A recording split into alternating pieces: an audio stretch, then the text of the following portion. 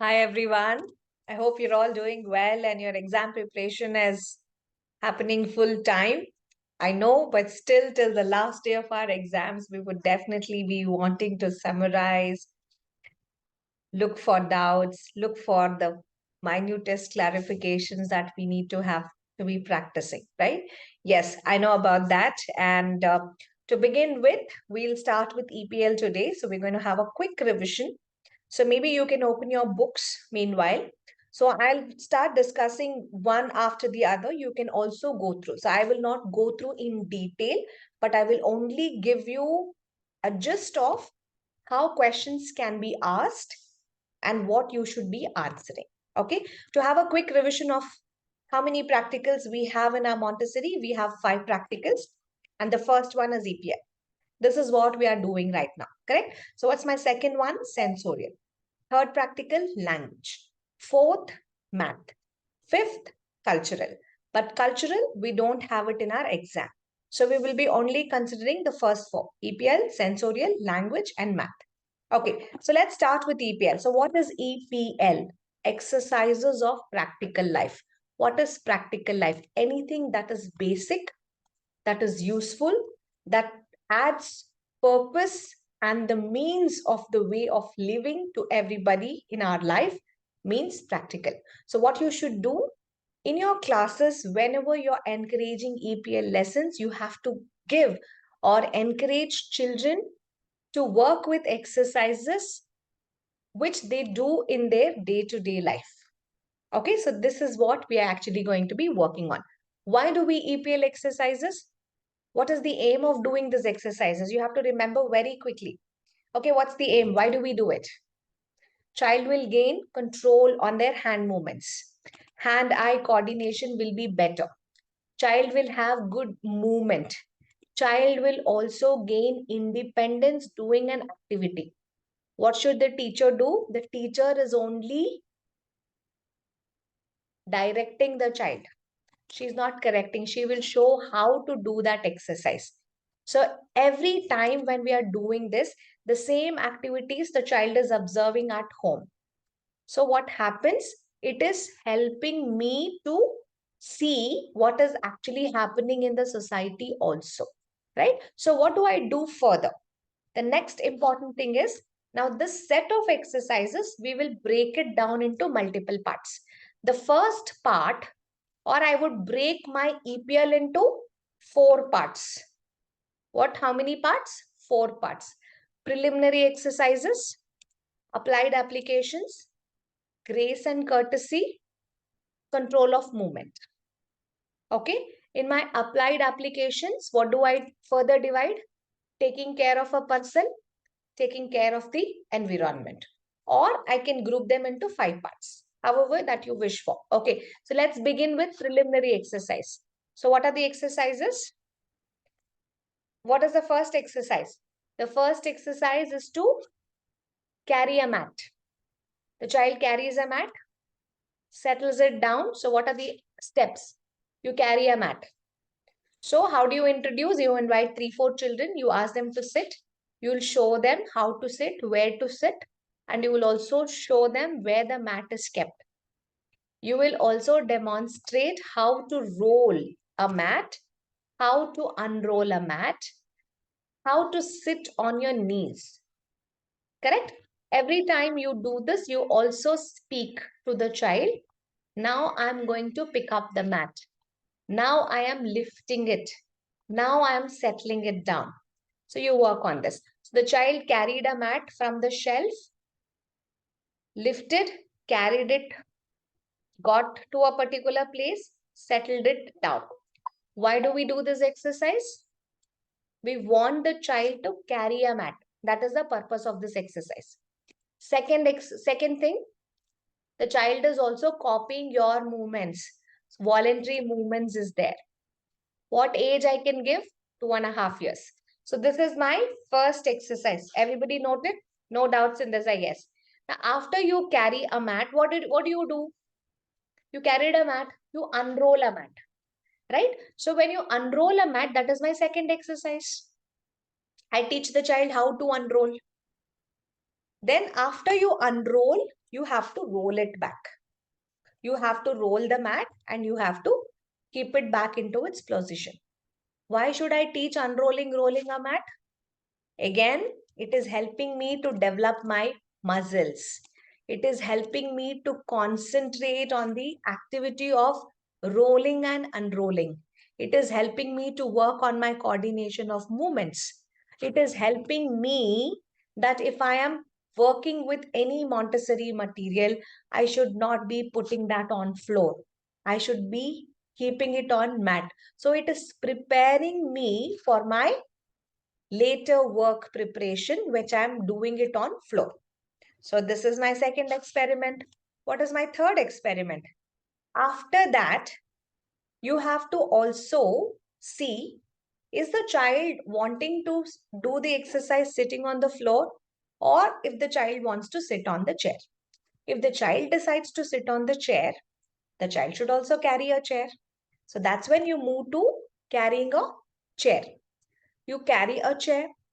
So when you're carrying a chair, you will introduce how to lift the chair, how to settle the chair down. Correct? So these are the two activities you will do when you're carrying a chair. Lifting the chair, moving to one place and settling it down. So when we do that, the child learns how to carry a chair without damaging or without causing any damage to himself or to others or to the chair. The second thing, as usual, it is helping me to voluntary to perform an activity. It is helping me to coordinate with my movements. I'm working on developmental, the child is working on development of muscles. The child is also concentrating on an activity. Correct? Now, what is the point of interest that I have to look here is like when I'm lifting or carrying a chair, I should not be dragging. Sometimes children drag the chair. So what I have to also focus is all the four legs of the chair should be pointed above the ground when the chair is lifted. So what age I can give? Maybe from 2.5 years, but you have to make sure it is child-sized chair so that it is not too heavy for a child to carry. So this is my third exercise. Okay. So when I'm teaching the child to carry a chair, and to lift and settle, I should also teach them to sit and stand also, right? So I would also introduce how do you sit on a chair? How do you stand on a chair? Sitting is important, standing is also important. So what is important here is like I will teach them the hand movements. How do you sit? By holding the chair, by looking behind, whether the chair is there or not, so that we don't slip when we sit. Right? We don't hurt ourselves by missing the seat on the chair. These are some of the safety things that we will have to be looking when you're introducing to sit and stand on a chair. Now, what if the child decides to do any activity on the table? So, carrying a table is important. So, when we are helping the child to work on carrying a table, you should make sure that you have good space to demonstrate, right? Because the child should know how to carry. There should be good amount of space because many children will be involved. Sometimes we take two children, not the younger ones, maybe the older ones, to show how to carry a table. Or you can use an adult, a teacher and a child can be working together to show them how to carry. So this will involve lot of movement. So what are the movements that you work? You lift the table up and then you settle the table down, right? So this is also very important for us. So you are giving opportunity for the child to pick up the table, to carry the table, and to settle the table. So these are the three activities that you do.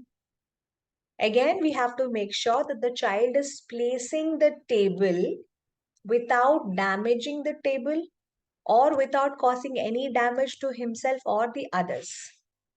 We're working on development of the muscles, concentration, coordination of movements. Now again, lifting the table high depends upon the child's height. right? If the child is little taller, maybe they can lift a little bit more higher. Okay, so this is something that we can look into it. Maybe from 3 years onwards, you can actually look into this exercise. Okay, so we did carrying a mat, rolling and unrolling a mat, carrying a chair, sitting and standing from a chair, carrying a table and settling it down. What next? What next could be my preliminary exercises? I can also work on carrying a tray. Why should we work on carrying a tray? Why carrying a tray is important? See, in Montessori classes, we have so many manipulatives and we don't encourage the child to pick up those smaller objects in hand.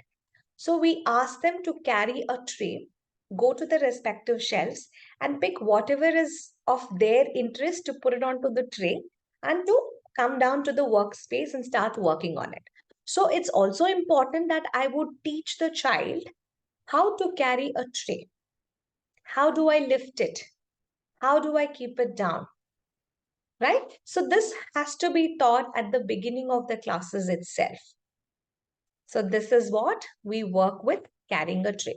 Similarly, carrying a jug is important. When children are carrying something heavier in their hand, it needs a lot of concentration. It needs a lot of, what I could say, coordination when they walk carrying something without spilling it, right? So you can always begin by giving an empty jug, later a jug with water. That water can also be of different levels, maybe first little, then maybe half filled water in the jug, maybe the full jug, right? So this requires a lot of attention. This requires a lot of attention for a child and it also needs a lot of concentration and you can work with that. So this is my carrying a jug. From there, you can move on to multiple other activities like geometric cabinet trays will be there. See, trays, the earlier tray, what I was talking is the regular tray. Next, we would have something called as a geometric cabinet tray. Now, what do we do over here? Here is like in geometric cabinet tray, there would be certain insets, right? So if at all, if I want to introduce any shape to a child, I would pick up this cabinet tray wherein the child will perform some of the necessary movements to put something, to take it out from that. Okay, so this can be actually looked in. I will not go deeper into it of this material because we learn this in sensorial exercises also. Now, the next exercise in EPL, we also teach children how to carry sharper objects. Always the sharper pointed edges is towards you and the blunt side is away from you. Indirectly, you're preparing the child to use sharp objects. You're teaching the child to be safe and to possibly handle objects which are slightly dangerous. Okay, so you have to also make sure that the sharp part of the object is covered and it is kept safe and out of reach of the children. And you would keep this only when you are actually introducing those lessons to your children. It has to be practiced only in with the help of teachers, I could say. Okay, so the next practical exercise could be, how do you open a door? How do you close a door? Right? So opening and closing a door is also very important. So you can teach children how to open, how to close. So give every child the opportunity to open and close the door each time that they stand up, right? They say that, excuse me, may I close the door? May I open the door? So you're trying to assist the children, okay? And make sure that they don't close it really hard. It should be very gentle close, right? Why do we do that? We want to strengthen the child's hand and the wrist movements when they're trying to lock the door, right? So yeah, so here is where you can also, if you have different kinds of hooks or latches or the push buttons of or the door handles are different, you can actually use your there is something called as a new another material, the doorknob material, we get it. So you can give that, let the child open and close all the different latches that they actually have. So this will definitely strengthen their muscles. Then we have exercises like removing a book from the bookshelf. How well that the child is able to turn pages, remove the book, open the book, see the title page, turn the pages of the book in a very gentle way. So when we are introducing all this, we are helping the child to be very gentle, right? So whenever you give books to the children, you have to be aware that we are being so careful, right? Say, for example, in case if I'm taking this book, I'm so careful, I'm so gentle in opening the book, in closing the book, in turning the pages, because I don't want to damage my book. So, indirectly, I am working on respect. I'm working on care of the object, what I have. So my movements are very careful here when I'm trying to coordinate by opening and closing the pages. Very important and a very nice thing. So should we hide books from now on? No, we don't hide. We give it to our children, right? So removing a book, opening a book, turning pages is also one of the important exercise that we give. Followed by that, we have opening bottles and opening boxes. So whenever you're introducing these two conceptions of opening and closing, you can have bottles for opening bottles and closing bottles. You can give boxes for opening boxes and closing boxes. Both of them solve a purpose of helping a skill. How to open, how to close, right? This is again helping me to work on my hand movement. It is also helping me to work on strengthening my wrist muscles, right? So this is what I would be working on this lesson. Now moving to the next one could be on folding cloth, right? So this is very, very essential. So here is where we teach them the skill to fold and the skill to unfold.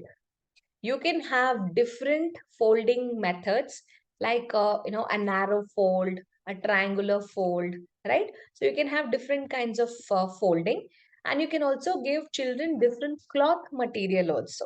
So it will also have a sensorial experience for all of them. So when children are learning to fold, regard to the training their muscles and training the exactness. See here, you're working more on being very precise. When I have to fold it into equal two parts here, my muscular control of fingers should be really exact. So I have to be training them. So indirectly, I'm preparing the child for geometry. So there are certain imaginary lines or there are certain folding lines on the materials given.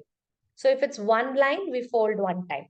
If there are multiple lines, we fold that many times, right? So this is very important. So you have to make sure that the child sees the stitching line on the fabric or on the cloth that you have actually given. If you don't have, you can mark using a pen or something. Okay. So that's your folding cloth. Very important.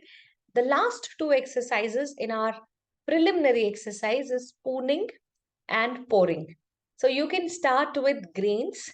So you need to have a tray, some bowls, some material to pour and all of that. So spooning, why do we do that? Again, concentration of movement.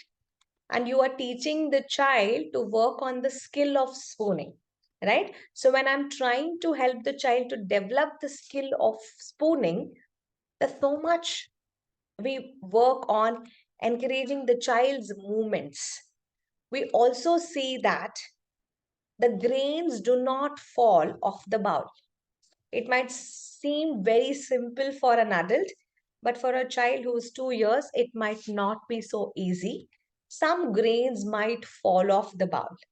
So when they fall off the tray or the bowl, it is also important that the child picks up those fallen grains and tries to put it back into the bowl itself. So here is where we work on development of coordination, development of concentration. The child is voluntarily performing all those exercises. The same goes with pouring also. See, when we work with pouring grains, Again, we work with multiple jugs, identical jugs it could be, or the jugs can be of different sizes. It can be of different sizes also. But again, you have to also remember either you can do from right hand to left hand pouring or left hand to right hand pour, correct? So again, the jugs can be of different sizes. Or I could say like, you can do like, completely transfer into one or do an equal transfer into two jugs. The questions can be on that.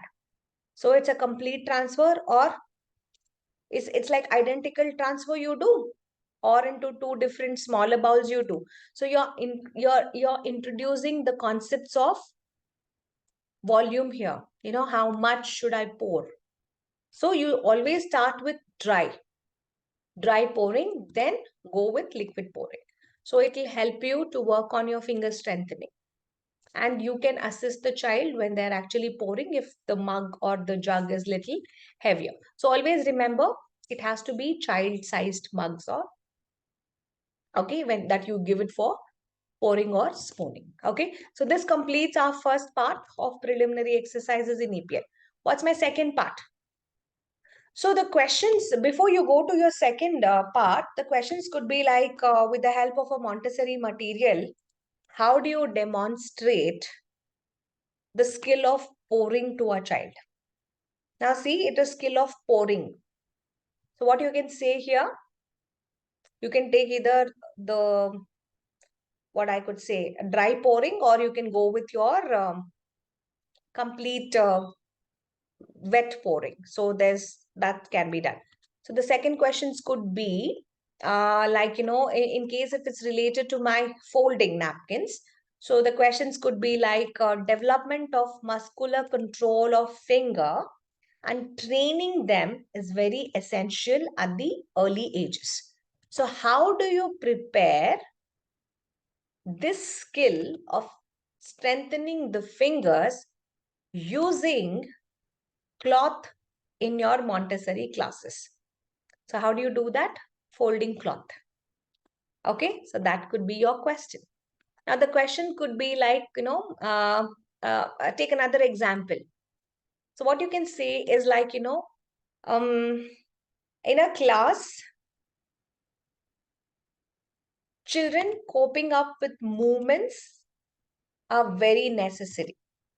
How do you introduce the concept of sitting and standing from a chair so that the child does not hurt himself, herself, or others, or damage the chair?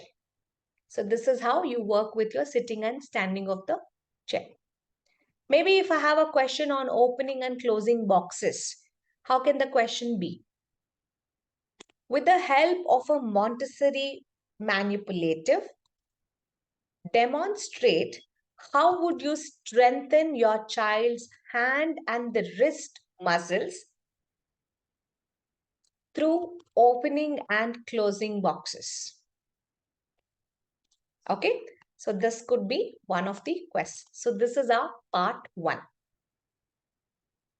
So practice. So pause the video. This is our part 1. Okay, so pause it. Now go to your stage 2. So let's go to the stage 2. Stage 2 is our applied application. So under applied application, we get 2 categories. That is taking care of the environment and taking care of oneself. Taking care of oneself. So under oneself, what all will come? Washing hands. So remember why we have to wash hands. What are the materials? What is required? Then the second material we work is on dressing frames. Again, in dressing frames, we have buttons, snaps, hooks and eyes, buckles, zippers, laces, and safety pins. All these things come under dressing frames. Why dressing frames are important for us? Or why is it so important? Because you are helping the child to learn how to dress themselves independently using these dressing frames. So the child acquires the skill to be independent to dress himself or herself. This is one of the most important skill that we need to be giving. So apart from these, what are the other 2 materials? We have only 4 exercises in taking care of a person. Washing hands, dressing frames, polishing shoes, and preparing a snack. These are the only 4 exercises that we have. So under dressing frames, we have so many. Now, when I talk about polishing shoes, it's very important again. You give them all of that because you want to show the child how a dirty shoe can be polished, right? This is very important. See, this is all related to discipline. So when you come to school, you should know that you have to tidy up yourself. You have to take care of yourself. You have to learn to dress yourself. You have to wear clean clothes, right? You have to button your shirt. You can't leave your shirt unbuttoned, right? You can't leave your pant unbuckled. So the child learns the skill of all of these. Not only that, the child also takes care about his shoes, his or her own shoes, seeing whether it is a tidy shoe. If it's not tidy, they put them for wash. If it can be polished, they do polish the shoes. If it's a leather shoe, right? So we work on that skill. The last thing could be preparing a snack, very, very important for all of us because the child should know how to prepare his or her own snack. This gives us a lot of skills. Like, say, for example, it is not about they make a dish and eat. It's a simple exercises like helping them to work on cutting a fruit, or when I'm using cutting, maybe we can use cutting pears or cutting a carrot, cutting some peppers, peeling a banana, slicing the banana, right? So all of these require a lot of movement, especially when we are working with fruits and vegetables. The child can be involved when we are working on these exercises. So you can show the child, give them an opportunity to prepare a snack. Okay. And let them do that. So, and after this is all done, let them know to remove all the trash, what is not required, and to put it into the dustbin. And also show them how to wash the sink, how to rinse the sponge, and put everything back into the tray correctly. This is also important. So cleaning the mess is also important when we are working on preparing a snack. So taking care of a person was so simple. So how can the questions be like? The question could be like, say for example, mm, with the help of a Montessori dressing frame, how do you help the child to zip themselves? So you will go and pick up a zipper dressing frame and you will try doing that exercise. Okay. So again, in case if I have a question on this, like say to acquire coordination of movement, how do you introduce the concept of lacing and unlacing to a child? Then you pick up a dressing frame lacing and start with this exercise. Okay, so this is our second one. So likewise, you can work with care of an environment. How do you wash a chalkboard? How do you dust a table? How do you polish wood? How do you polish glasses? How do you arrange flowers in a Montessori environment so that you are building up voluntary movement? So this is all related to your aesthetic sense, to improvise the aesthetics of it. How do you keep your house clean? Now, when you have washing clothes, you can actually ask the children, how do you keep yourself independent, right? So, by helping, how do you keep your clothes clean? So, you have to be working on washing clothes. So, likewise, setting a table is also important. It is again on your dining etiquette, right? So, how do you set a table? So, demonstrate how can you set a table to arrange meals such as breakfast, lunch, or dinner. Then you work on setting a table, right? So maybe if at all, if you get a question like this, to keep up your environment neat and tidy and to dust off the dust that is accumulated, how do you demonstrate? Maybe I can do dust mopping or I can do dusting a table, right? So you can pick up in that way. Okay, so that covers your third part. Then the fourth one is grace and courtesy. This you all know. How do you greet? How do you thank? How do you excuse yourself? How do you introduce yourself to one another? What do you do when you yawn, when you cough, when you interrupt by saying sorry or excuse me? When you want to admire someone, when you want to offer help to somebody, how do you do that? So this is all coming in your grace and courtesy. At last, we have control of movement. Now, control of movement is basically walking on a line. First, walk on a straight line, then give an object, then give, like a glass of water. Then you can carry two objects with both your hands. Then you walk something, maybe straight line or something, keeping something on your head. Okay, so that will all help me to work on my walking skills. Okay, so this is all your EPL. So we have covered all the 5 areas. Just to summarize, preliminary exercises, taking care of oneself, taking care of the environment, grace and courtesy, coordination and movement. So these are the 5 topics. Okay, so if you prepare in sequence, just like this storytelling, you should be able to remember everything in EPL. Okay, so start practicing. If you have any doubts in EPL, I'm always there. Okay, so you can always raise your question. I'm all ears here. Okay, so thank you very much and have a great learning. Loads of love.